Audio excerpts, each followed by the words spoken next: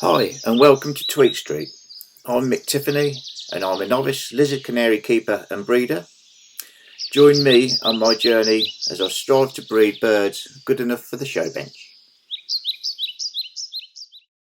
Welcome back everybody, episode 37 of Tweet Street.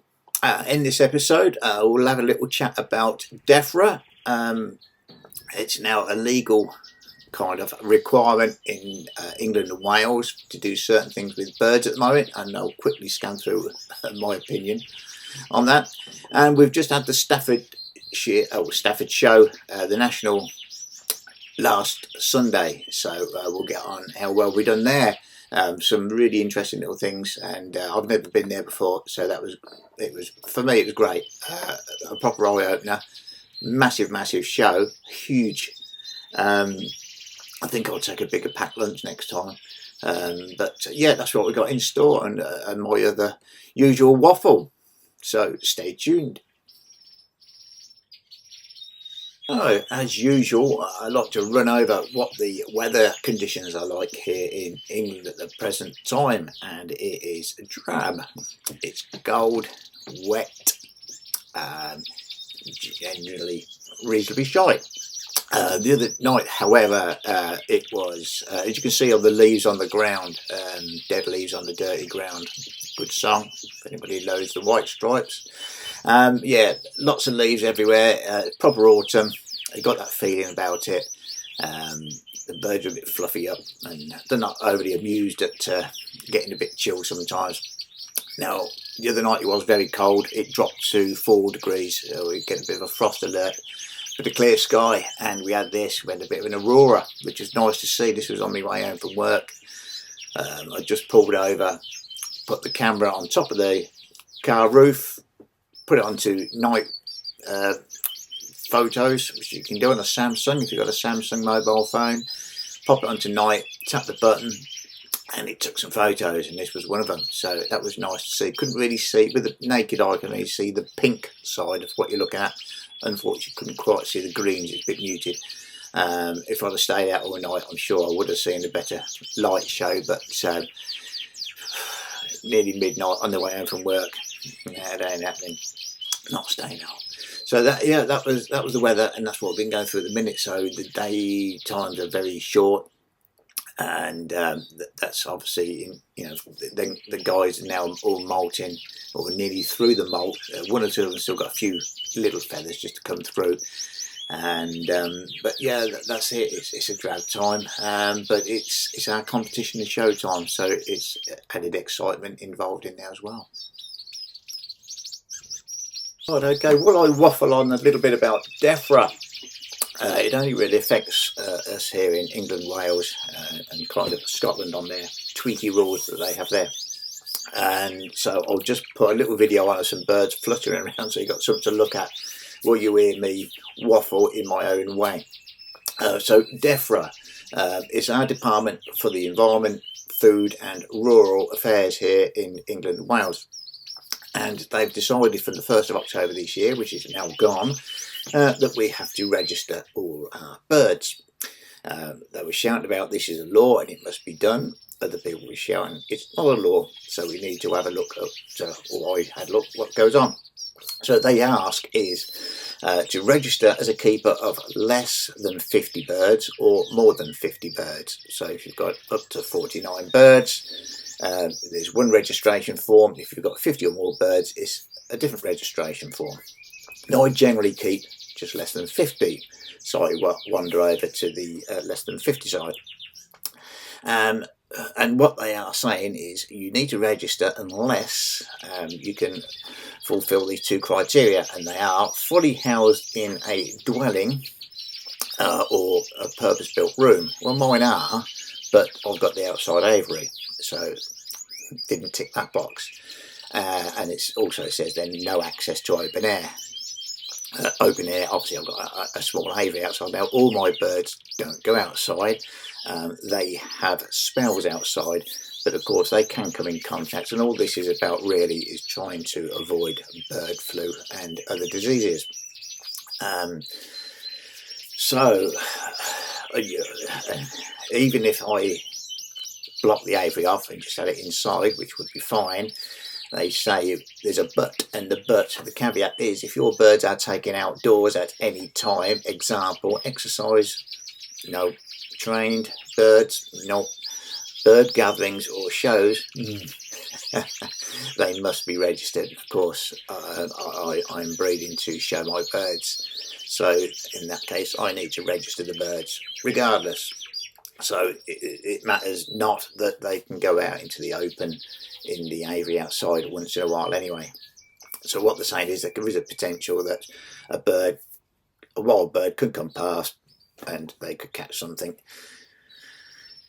I think we've had hardly any bird flu issues, certainly as a farmer, as I'm aware, in the aviary side of things. Now, it doesn't really affect passerines, which canaries are part of very much anyway. There's more waders, ducks, gulls, seabirds mainly, but of course they could come in contact, they could fly over and they could crap in the aviary basically.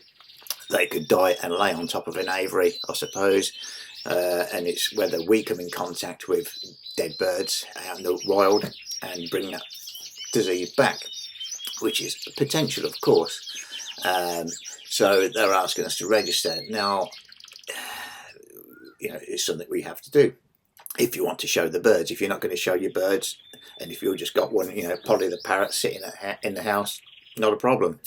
You'll be okay. You can take it to a vet's and back. They're not fussed. But for the likes of myself, then it sounds like I'm going to have to register. Don't really have a problem with it. But Defra here in England and Wales, sometimes they get a bit of a name for themselves. They are quite keen on culling things with a sweeping brush kind of thing, and we just don't want our hobby to disappear. That's why we've got a bit arse tweaky about it. So I can understand why they'd want to do it, but we just know from their background sometimes that it can get a bit nasty. So they will keep us updated. I know last year Bob Snedden and myself were going to go to Stafford Show, and he looked online and he was in an area, in a radius of an area where it was affected with bird flu, and he'd done the sound and correct thing by not taking his birds to the show, even though his birds were inside and they don't go outside at all. He kept his birds home, so he'd done the right thing. And I suppose by registering, all they would do is then contact us to say you're in an area, rather than relying on you to see if you're in an area. So I can understand that side of things. So like I say, there hasn't been a massive outbreak of bird flu for passerines and stuff like that. I know that other birds, I know we've had some local peregrines that have eaten birds with bird flu, and of course that's the peregrines done for. So there's an add-on thing there, which obviously you're not going to have with a canary. It's not going to go and have a nibble on anything. So for me, really, as I see it, the good, the bad and the ugly, isn't it? The good, if it stops disease and keeps our birds safe, then that's good. And I think I've read somewhere that we're looking at maybe opening up international travel for birds over in 2026, I think it was, for shows and stuff. Not that I'll be going to any big shows abroad, but for those that do, then that would be a thing that they would need to do. Bad, if they decided there was something in the area and they wanted to eliminate your birds, your hobby, and what you've given many hours of your lifetime doing, that would be decimating for you and the hobby. The mental health aspect of this hobby is brilliant. When we had COVID, we just went down the bottom of our garden to our sheds and there's our hobby. We still kept ourselves grounded and we had something to keep us positive. If they came along in a foul swoop, that was gone. I can't imagine what that would be like. And that's the good, that's the bad, and the ugly. Other people have thought, if they're going to nose into our business, do they think we're making money out of it? And every now and then we might sell a bird. Well, of course, every now and then we do. But this is not a money-making hobby. It's birds. They're constantly eating. drinking, keeping warm, water. You know, there's no chance that you can make money on this sort of hobby. And will it end up as we have to run it like a small business? I'd be happy to keep all my receipts, but the wife don't see how much I spend on it. To say, look, you know, I'm in a negative at the end of the year because what if I sell a couple of birds for 50 quid and I've spent £100, say, a year on feeding them? Of course, it's a deficit and there's no profiteering to be made. So that's the good and that's the bad and that's the ugly as Defra as I see it. You know, I've sent off my registration. I think online it's gone down. Nice one, it's a government thing, remember. So everything's been paper based, it's all been delayed. I don't think they'll be jumping up and down squealing at anybody. A lot of people don't even know that you have to register, and a lot of people might not want to register, you know. But for me, mine's in the post. I've sent it off for less than 49 or less birds, and hopefully it will be a positive thing. But there's always that little ugly thing at the back of your head, so we'll see how that goes. So that's Defra as I see it. If you want any more information, please go onto their website and have a look around. Okay, showtime. It's a bit brighter and lighter. Showtime, Stafford at the National. Just getting the birds put in. This is the day before. I popped them over to Andy Beasley's, who took them up for me, bless his little heart, as I was out on the Raz the night before, after to see a couple of bands, and only had a small drink. Excuse me. So on the Sunday, drove up to Staffordshire, to the Stafford Showground. Here we go. You can't quite see how many cars are there. There is a bloody lot of cars. It's a couple of big car parks. It's a cracking showground, really. This was inside. I was standing on the balcony looking down to up one of the halls.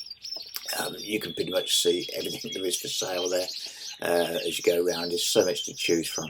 Lots of different birds for sale. These are just some of the canaries that were for sale, but all sorts of different types of birds.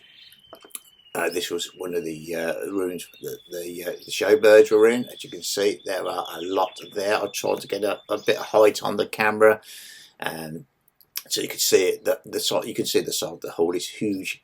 These were the fives at this end, and right down the bottom were the lizard canaries. So I've just got a few photos here. Just whiz through, you'll see the fives that done well and won their respective bits.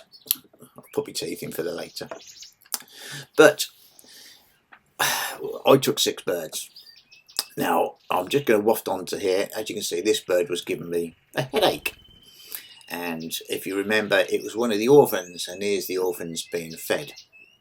Now, of these 3 orphans, without me realising, because, you know, I do have a bit of a donut at times, I've put 2 of these in the competition. And now, I hadn't colour fed them, so they went in as naturals. And they done rather well. You can see them, just the one on the left here, as you're looking at now, actually done very well. She ended up as a silver broken cap hen, and the one that's blurred out right in the background, he's a clear cap gold cockbird. Now he done okay, as you can see. 2nd best novice natural and 4th best in show. Very good for a natural lizard canary. She wanted to do 1 or 2 better, so she did. She beat him, and she got a rosette as well, so she's obviously a little bit prettier. So she ended up as the 2nd best natural lizard in show, which meant I won best novice natural, and I was over the moon, obviously. Now, excuse me, Andy Beasley's done a little video of the results and of the show, and there will be a link, hopefully up here somewhere there'll be a link, and at the end of the video I'll put another link on so you can have a little look at the YouTube video he's done for this show, which I think is great. It'll be brilliant if that was done for all the shows, wouldn't it? So go and have a look after you've listened to me waffle and see that. It's really good to see.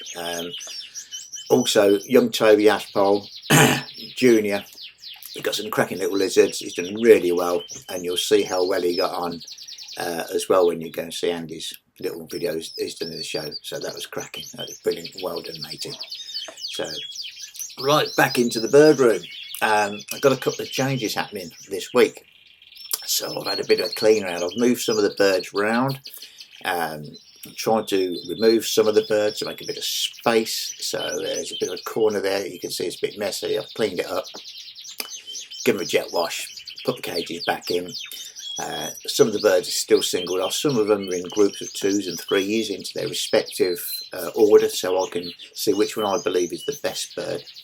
And we've got another show. The East Anglian is next Sunday, so a week Sunday, and I've got 10 birds entered into that one. I've got more ready than I had for the national, and in my opinion, which is a novice opinion, well, I've got some better birds. Obviously I've got the 2 that done well, they're definitely going in, and I've got some others I really like. So that'll be next week. So there won't be a show from me next week because I will be at the East Anglian. I'll try and get a little bit of footage, a bit more video footage there than I did at the National. I was just so busy at the National, walk around the whole thing, and you couldn't go into the show arena till a bit later on. But it's a little bit different at the East Anglian, so we'll see what we can get from it, so you can see what a show looks like.